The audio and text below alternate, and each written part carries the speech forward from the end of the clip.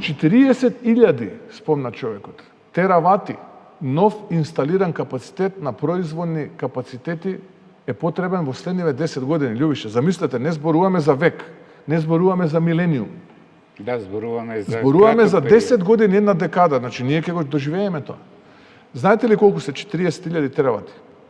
Тоа е колку што денес Соединените Американски држави, Канада, Европска унија и Јапонија имаат заедно. Замислете ние, како регион, на што многу работам, ќе кажам после, што планирам да направам. Замислете ние како регион, Западен Балкан 6, се обединиме и понудиме инвестициски можности и дел од овие инвестиции за овие нови 40.000 теравати производни капацитети, само 0,01% да завршат тука. 0,01%. Тоа се 4 теравати. Значи од 40.000, 4 теравати. Тука да завршат. Тоа се 4 милиони мегавати.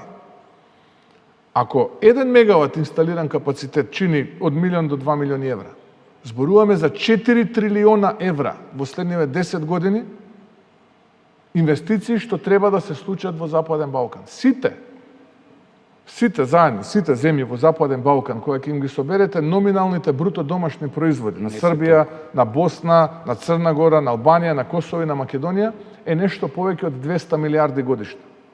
Ние зборуваме за 400 милиарди евра кои што ги имаме на маса. Треба да ги донесеме. Ќе успееме ли да ги донесеме? Јас планирам да направам регионална иницијатива. Регионална иницијатива, така и ќе ја брендираме како Скопје регионална иницијатива за поврзување. А за сето ова да функционира ни требаат гасни интерконектори, ни требаат далноводи. Ова ќе се случи, љубише. Дали ние ќе го препознаеме како регион, зависи од нас. Но ова ќе се случи, бидејќи човештвото се движи во таа насока. Тоа се двата суштински столба на кои што ќе се темели еднината на земјата, на човештвото, не на земјата Македонија, туку на земјата планета. Тоа се вештачката интелигенција и потребата од енергија, електрична енергија.